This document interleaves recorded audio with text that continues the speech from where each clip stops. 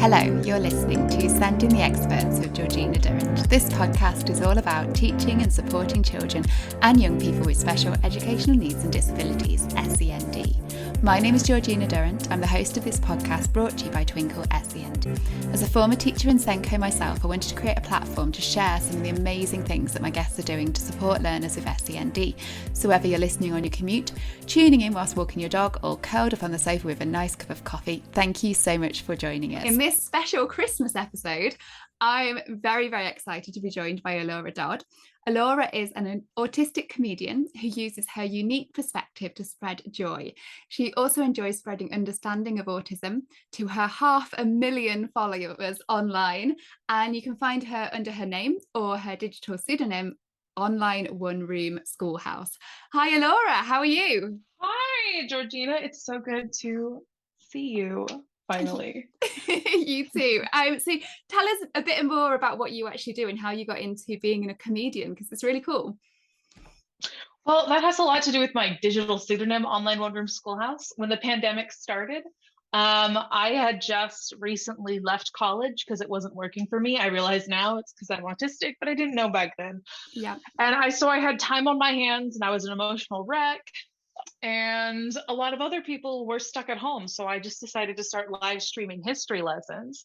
And so I started creating a bunch of history content online. Oh, wow. And people loved that. And eventually I realized that I liked making people laugh more than I liked talking about history, even though I really love history. So I just kind of transferred to being a comedian. But at that time, the name stuck. So yeah. Online One Room Schoolhouse has nothing to do with comedy, but it's the name of all my comedy accounts. No, that makes sense. I did wonder, actually. I wondered what the link was between that name and what you do now. That makes sense. Okay. So, Elora, you're autistic. Can you tell us when you were diagnosed? So I was diagnosed at 22 years old, right after my 22nd birthday. And suddenly my whole life made sense. Yeah. I'd always known I was different on a fundamental level, but I'd always seen myself as, well, I tried to see myself as someone who was equal, even though they were different. But inside, there was so much shame and so much guilt for not being like everyone else. And I was convinced if I just tried harder, I would be totally normal. And that's never worked for anyone in the history of the universe.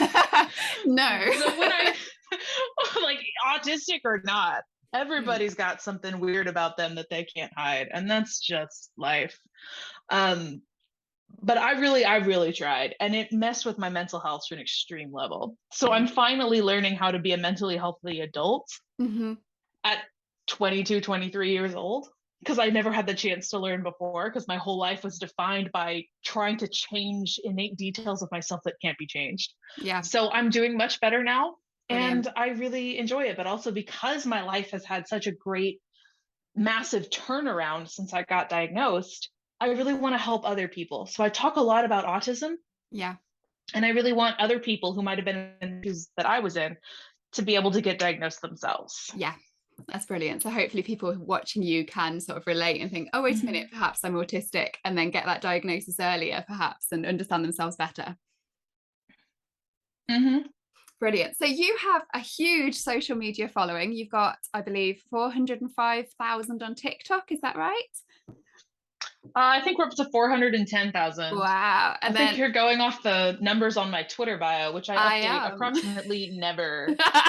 Well, my next one might be wrong then. I've got 100K on Instagram. Is that bigger now as well? Oh, we're about to hit 130K. Wow, that's incredible. Yeah. What are the advantages and disadvantages of having such a large social media following? Have you found that, obviously it's brilliant for raising awareness of autism and raising understanding of autism, but have you found any downsides to it?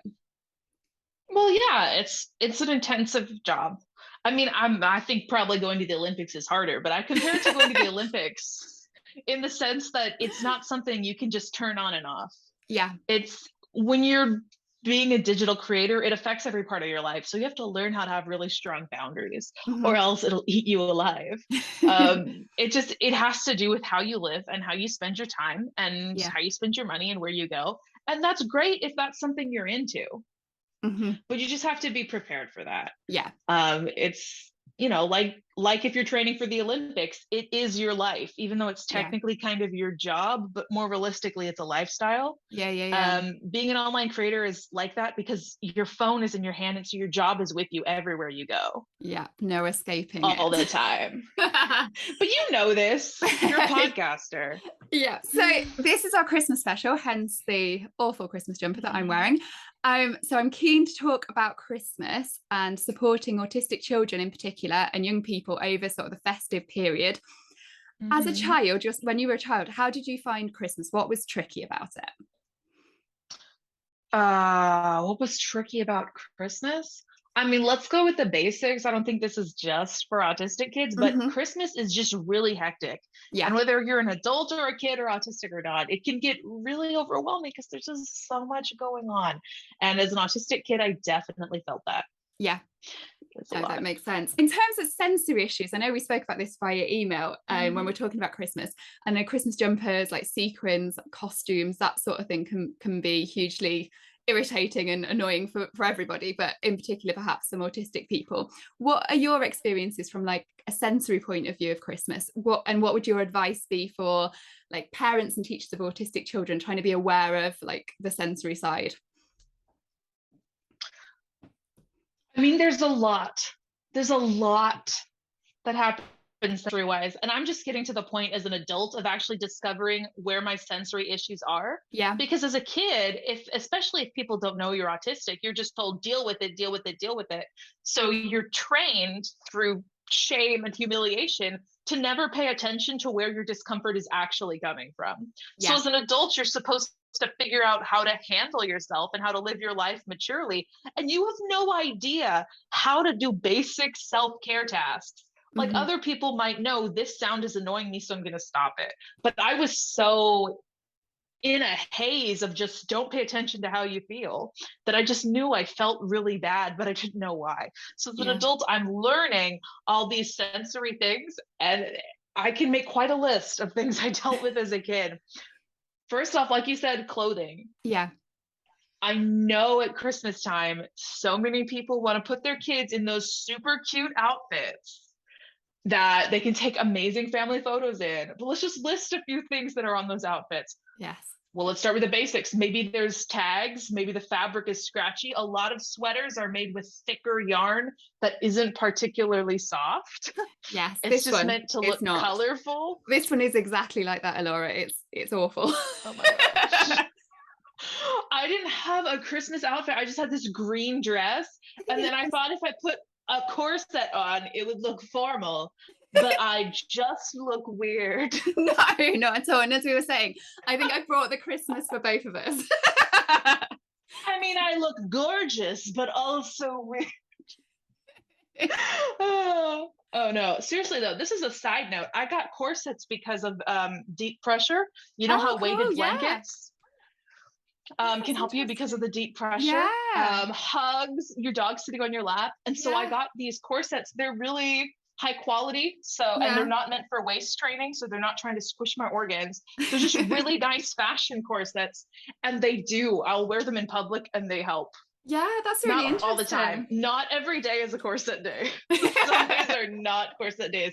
But if I'm just going out for a couple hours, it feels really good to have just like, because I know that some autistics wear like weighted vests, but like I said, I'm a bit of a diva. Back to the costumes and the feel of the clothes. So we said like this sort of material not so good because this is scratchy, itchy, horrible. What other things do parents? You were saying parents put kids in stuff for the photographs, and like there's like woolly, itchy material. What else is there that bothers you? Long sleeves and long pants. Some people really hate long sleeves and long pants. I'm one of them. I can't stand because it feels like it's something touching my skin the entire time. Because pants, like if this is your leg and this is your pant, this is a podcast, they can't.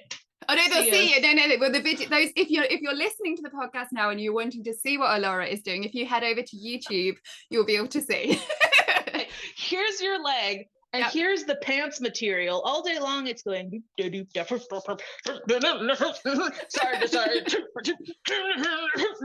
And so, that is awful to me, which is annoying because I know that you know, if you're not autistic, you might not notice, which sounds Yeah. like a lovely way to live.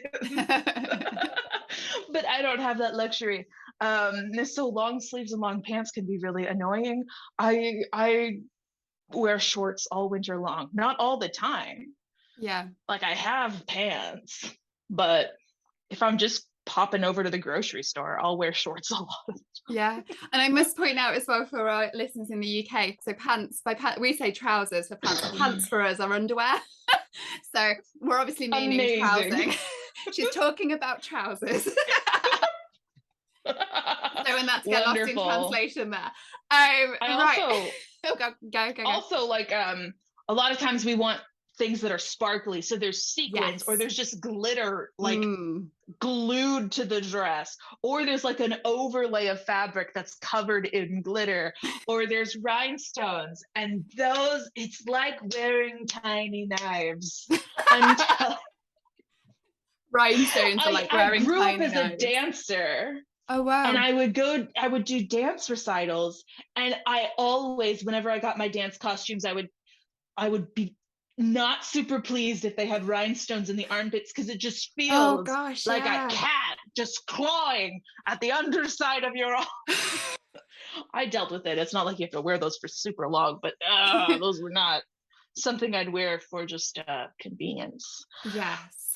No, not to mention hard, pinchy shoes, the hallmark of Christmas. Yeah. Well, no, there's actually a Hallmark that makes Christmas movies, but the generic hallmark of Christmas is little girls running around wearing shoes that look like they're made just 3D printed of plastic. Those things are hard as a rock. Technically, they're fake leather. You could probably use them to open a coconut. And just and little boys wearing ties that they have never worn in their lives. They're like, great. I'm just gonna suffocate now.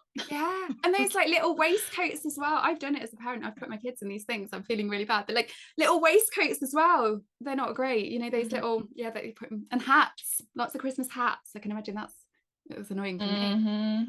Yeah. I don't know what sort of Christmas hats people wear in Britain. Like, you know, like a Santa I have hat. absolutely no context. You just like walk around like Ebenezer Scrooge every Christmas. Like, here is your top hat, little boy. God bless us, everyone. Yeah, a sensory nightmare, those hats. No, like the Christmas Santa hats that I'm sure we all wear. We're not that different from you, Elora. Oh yeah, those things. So much of Christmas stuff is mass manufactured because they know you're just going to throw it away or toss it in the box. You're not going to wear it all year long, so it doesn't have to be comfortable. Like the inside of those Christmas hats is just like glued plastic a lot of time. Like it's plastic material. There's so much cheap Christmas stuff that is really scratchy on the inside. Or tinsel. Do you have tinsel in America? Do you put tinsel on your trees? Yes, yeah, I've seen people putting them around kids. You know what I mean? That must be a nightmare. I would not want tinsel around my neck. Oh my gosh. Also, like fake fur. You ever have something with a fur lining, but it's supposed to be super plush? So it's just like 1,000 tiny plastic feathers, just like draping against your skin. It's like a perfume commercial, just like something tantalizingly touching your face. Except it's awful if you're in the store and not a perfume commercial. Perfume commercials look like a sensory nightmare. They're always like dripping women in syrup and stuff. I don't know what they do. Weird stuff. Absolutely. You ever see a commercial that makes no sense but no one's talking? It's a perfume commercial. There's just like a goat flying through space and a woman scantily clad sitting on his back with angel wings. Give it 20 seconds and they're going to say, parfum, de parfum. By any company ever. I'm never going to be able to watch a perfume advert ever again. Moving back to the conversation we were having though, changes in routine. So another issue that we didn't finish with sensory. Sorry, you want to go back? Sensory clothes. Yeah, I did have a question so much later else on. That's sensory overwhelming. Okay, let's do sensory overwhelming other things then. What about Christmas lights and lights in general and that side of things? Have you ever walked through the neighborhood on Christmas and there's like a bunch of cool Christmas lights. And then there's always a couple people who didn't decorate. Maybe they're older, they're going somewhere else, or they don't celebrate Christmas, which is allowed. Just a lot of people around. I'm sure that a lot of people in England celebrate Christmas. Yeah. That's the and a lot of people here, like you don't have to, but practically everyone does. Mm-hmm. And then there's always that one house that decides that it needs to be a rave, and they've got 47 strands of lights and a strobe effect. And in the background, there's Mannheim's Steamroller cover of any Christmas carol ever. It's like, woo, Christmas. And that is just the first thing that comes to mind when you say sensory light issues. No, but there is a lot of flashing lights around Christmas. I personally think that they're really charming when you're walking through the neighborhood and there's like, it's a beautiful sensory experience. It's just it's dark and you don't have a bunch of bright lights. It's just little ones that you can look at and it glows. It's so nice. But there's always that one family who's like, you know what this Christmas needs? A 90s rave aesthetic. Gosh, yes, definitely. So I would recommend that parents not be that house. Yeah, but I don't know. I'm supposed to provide advice to parents here, and teachers, I feel like I'm both very qualified, but also not qualified at all. Because you are 100%. I am autistic. Yes, you are 100%. I'm not a parent. No, but you are 100% qualified because you have the lived experience of being autistic, which is way more important and makes you way more qualified than any other, expert in autism. You're definitely more qualified. Oh yes, I agree, but I've never raised a child. Yeah, true, but you can give advice. What I hear. In terms of like a teacher in a classroom, then, because I don't know if I imagine it does in classrooms in the UK. We often have like a Christmas tree in the classroom. We might have some fairy lights. Would you advise teachers perhaps to tone it down a little bit at Christmas in their classrooms? Honestly, I'm more concerned if the overhead lights are down or not, because just like nice, gently twinkling lights in kind of a dim room can, for me at least, just be a gorgeous sensory experience. Yeah, I think a lot of the time, just normal lights are too bright. I've never had too much issue with lights along the side, unless, okay, hold up. There's this thing in Oklahoma City, near where I live, and it's called Christmas City, or it's North Pole City. Mm-hmm. And it's a store that celebrates Christmas all year round. That one, I do believe I've been in it, and I think that one has quite a lot of lights that I might say that's too much light. That's too much. So not base their classroom on that. Without my sunglasses. This is why I wear sunglasses everywhere. Yeah. I'll put them on in the grocery store. That's a good idea. But I personally, I don't think some gently twinkling lights in the corner are particularly jarring.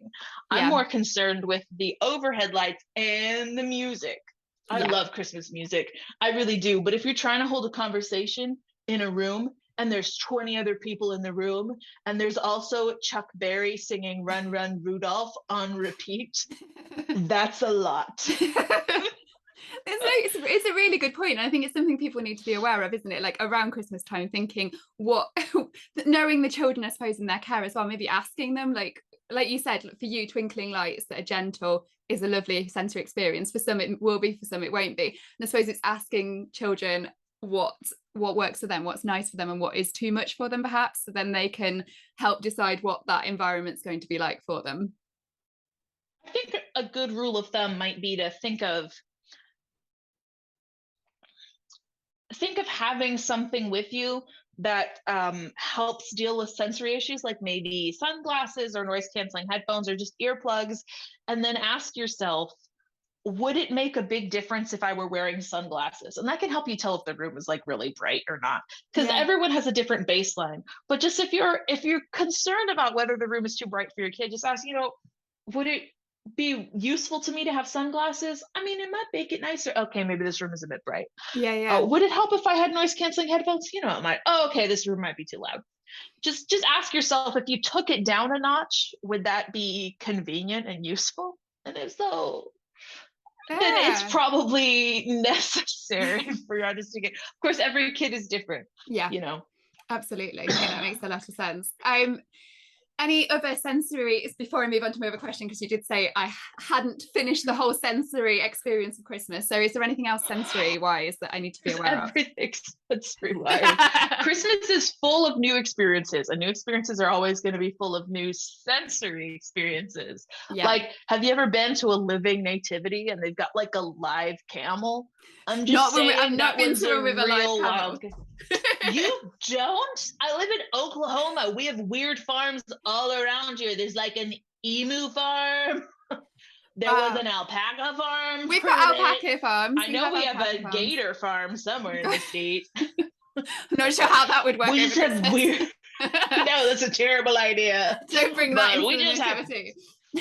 You've never had a living nativity that's just got like a goat and some sheep? Yeah, and a camel. I think I've been to one with maybe with like a donkey and a sheep, but like, yeah, camels are quite hard to come by, aren't they?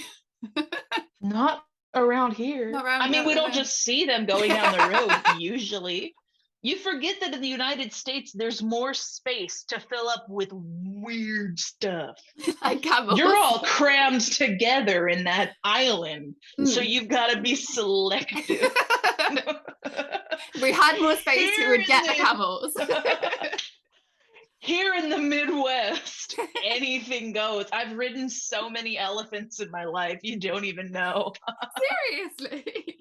Yes, I used to do it every year growing up at the medieval fair. Every year as a kid. That was just normal. It's like once a year you ride an elephant, you take a picture. Yeah, we've got. You eat a giant turkey leg the size of your head. That's just. Wow, I need to come to Oklahoma. This sounds awesome. Of course, on the other hand, you have walkable communities where you can actually just walk someplace. That is. And here in the United States, if you walk for like 10 minutes, a lot of times you're still in the neighborhood. You're not going anywhere. I've been watching Ted Lasso and he just walks down to a store to get stuff. I'm like, how do you do that? You don't have to get gas or petrol. I don't know if that's the right word. I said it a little too slow. That's not the point. The point is camels might be overwhelming for autistic kids, or they might look at that and say, wow, that is my new special interest. And they go home and say, Mom, I know what I want for Christmas. Anything with a camel on it. And then you're good to go. Yeah. The point is Christmas is full of wild cards, and lights and music and clothing are some big ones. But the truth is there's just so many wild cards, and your kid might like them, your kid might hate them. Every autistic is different. Autism isn't a personality type, you know? There are some autistics who love roller coasters because of the extreme sensory experience. There's a lot of autistics who hate roller coasters because of the extreme sensory experience. It's like a whole bunch of us are born just thinking we need to turn down the world. And ever so often, one autistic is just like, you know what this world really needs? Me in a jetpack. You know, I just like some people, that's just what they, I'm sure that there are parents at home who are nodding like, that's my kid. Yeah, definitely. Oh, that's really, really interesting. So in terms of change of routine, because I know that can be problematic for lots of children, in particular children who are autistic. What's it like, or what was it like from your point of view, going from like weeks at school to then suddenly being at home for Christmas? You've got family coming to stay, loads of changes, you know, staying up late, going to events. Was that tricky? Well, I was homeschooled, so so that was the same. And a lot of times at Christmas break, like we'd have work to finish, but it would actually be like there was something we're a little behind in and something we're a little ahead in. So a lot of times at the end of a school semester, we just sort of taper off. Yeah. Which in hindsight was really good for my autism. Absolutely. Getting adjusted. So it'd be like one day I do all my schoolwork, and then the next couple of days I do half my schoolwork, and then I do one subject the last couple of days and we're done. Yeah. In hindsight, that was great. Yeah. That's cool. I didn't realize you were homeschooled. That's awesome. Yeah. That must have. It was. It was cool. Yeah. And then family members would come, but it would almost always be at our house. Yeah. So there was a lot that stayed the same. And in hindsight, I think that really helps, Yeah. because Yeah. I've heard other autistics online talk about how they really don't like the holidays. And I'm like, what? But then the more I thought of it, preparing for this, I realized that there was a lot of stuff for the holidays that stayed exactly the same every year Yeah. growing up. Like, I know already what's going to be on our table Yeah. come Christmas dinner, no problem. I know that some people like to switch it up. My family, I can name, we're going to have green bean casserole, we're going to have stuffing, we're going to have rolls, we're going to have cranberry sauce, we're going to have olives just sitting in a little bowl, even though we can have olives anytime all year round. But at this point, we need to have olives. Why? I don't know, but I'm not messing with what works. Okay. There's going to be turkey. There's gonna be like a ham or a reduced sodium turkey or something. There's gonna be more than one meat option. And then we're gonna have several relatives, Yeah. and we're just gonna eat a whole bunch. And then the next day we are going to eat more, and then we are going to make the leftovers into a leftover pie, and then we were Yeah. gonna eat that for a few days.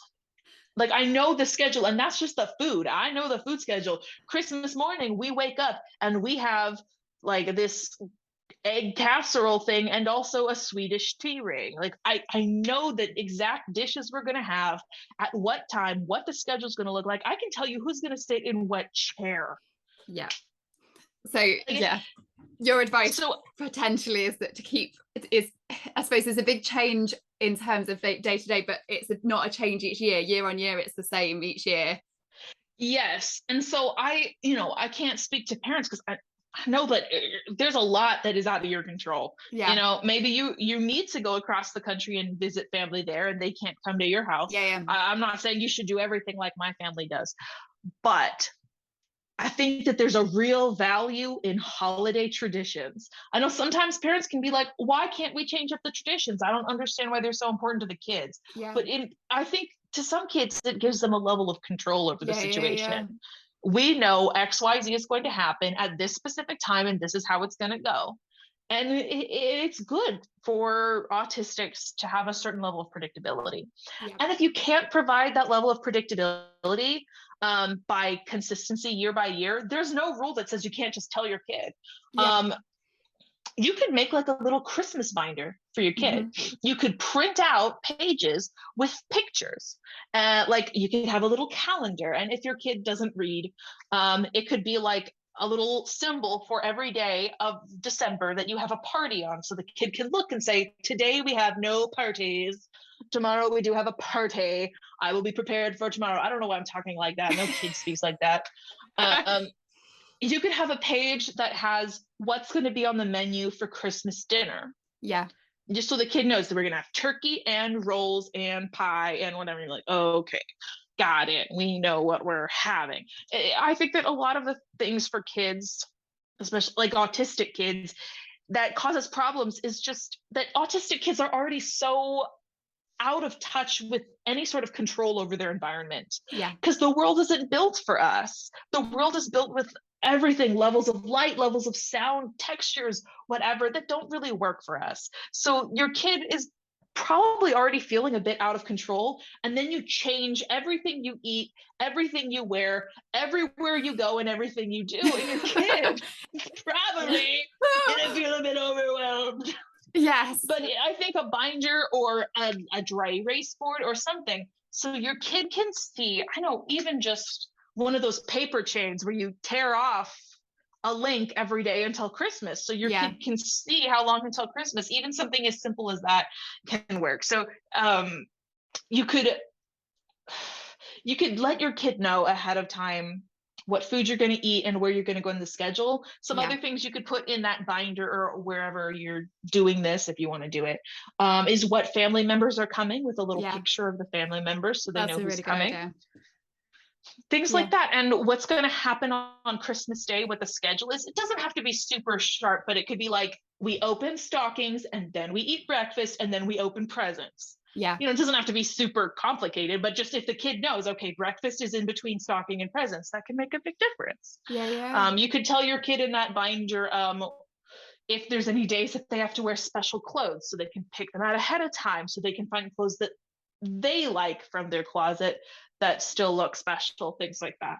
Yeah, that's so helpful. Really, really good advice. And I imagine as well, like for because we have our audience is sort of parents and teachers. So teachers listening as well, they could Oh implement yeah, I some of those. forgot. No, don't worry. But they could implement those strategies in their classroom, because I don't know what it's like. We have a lot of Christmas events in the last few weeks of term at school. So there'll be the nativity, there'll be like Christmas carols, there might be doing I don't know, Christmas cards for school, they might have a special Christmas dinner and things like that at school. They could do exactly the same as you've suggested, couldn't they? They could have that routine written down, what's going to happen on which day, pictures if they need to relate back to, just to help prepare them. Would you think? Yeah, and it doesn't have to be fancy. It can be like cut out some Christmas trees and put them on the wall for each day until Christmas, and tear one down. It doesn't have to be fancy, but it helps kids to visualize things. I think this is one of the reasons that I really like Advent calendars. Yeah. It's just also little trinkets. I love trinkets. Trinkets or chocolate, But there's always something fun in there. That's a really good point. It's not because I like Advent calendars because I like my Cadbury's one with chocolate in it. But I appreciate as well, it's a countdown, isn't it? It's showing you how many days left until Christmas. So yeah, you could use it for the same purpose as that. That's a very good point. Any other challenges about Christmas? Anything else that it brings? I'll tell you why I'm so absent-minded. I got a ring light so that you could actually see my face really well. Yeah. But it's a sensory thing where every time I look here, mine's the same. So I keep going off to the side. You'll be like, "How's it going?" And I'm like, "Excellent." That's why I'm absent-minded. It's just such an autistic thing. I didn't think about it until I started. What's it like when you turn it off? I want my face to look nice. Like, this is what it looks like off. It's really my gosh, it's exactly this. I'm sitting next to a window. You've been going through that sensory nightmare. I've been having trouble thinking because I'm so focused on the light.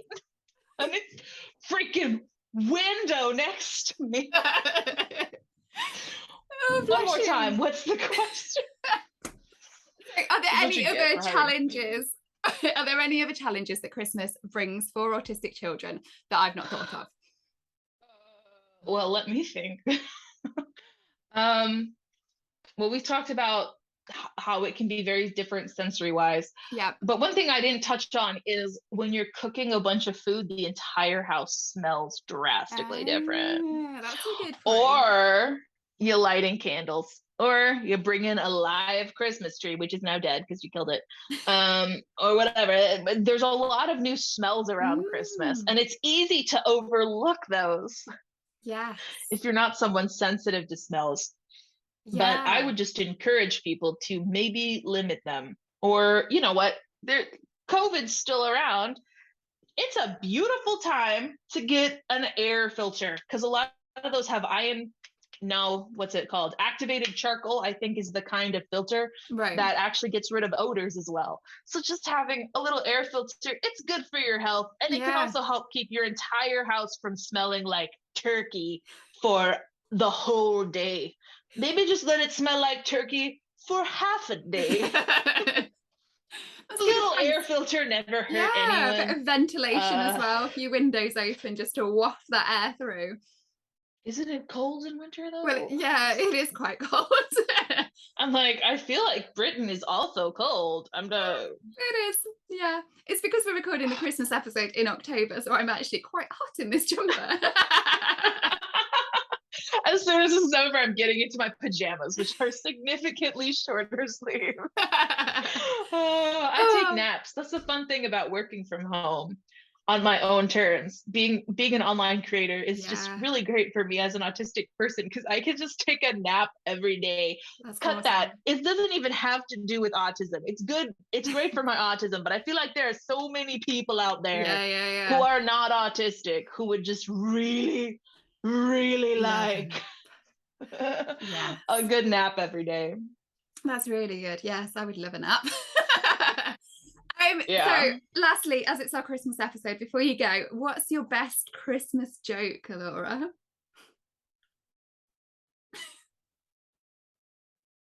See, I saw this on the list of questions you sent me ahead of time, And I thought about it, not at all. I do know a song I used to sing as a kid. Don't play this in front of your kids unless you want them to sing it. We three kings of Orient are trying to sell some cheap underwear. Made of plastic, no elastic, 49 cents a pair plus tax. And we would sing that over and over and over and over. And then we would sing it again.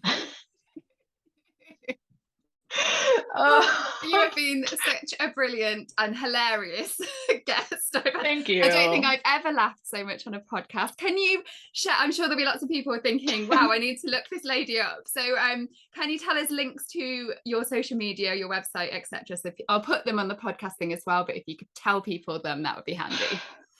Well, on all my social media, I have a link tree so that people can follow my links to my other accounts. So if you can just find one of my accounts, you can find all my other accounts. Brilliant. On Twitter, I'm the number one Schoolhouse. Yeah. And I believe that's Instagram too, although it might be at Online One Room Schoolhouse. I don't remember which one. And then TikTok is at Online One, the number one Room Schoolhouse. But you can pretty much just search my name, Elora Dodd, a lot of the time, and I'll come up. And if I don't come up, that's because I forgot to update my account. Oh, to do that. Before we end, are you doing good? It doesn't look like it's going to be a good Christmas for you. I've been answering so many questions. I feel like you should. Nobody ever asked me a question in a podcast. That's so lovely. Yes, I'm good. I'm looking forward to Christmas. Yeah, it feels like, obviously when people listen to this and see this, it will hopefully be closer to Christmas than it is now. But at the moment, it feels like a very long way away. But yes, all's good. Thank you, Elora. No one's ever asked me a question. Well, I didn't know if I was allowed to. Of course, this is your. Is it a one-way street, or are we going back and forth? Is it more of a seesaw situation? I'm not sure. Wow, wasn't she amazing? And I'm so grateful to her for sharing her lived experience of being autistic.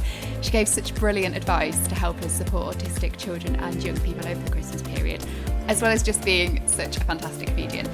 I should also add that I've popped links to resources on Twinkle that are helpful for supporting autistic children and young people at this festive time in the description below the podcast and on YouTube, so have a look at those. And thanks again for listening to Send in the Experts with me, Georgina Durrant. Make sure you're subscribed to the podcast, following us on social media, and I'll see you next year. Have a lovely Christmas.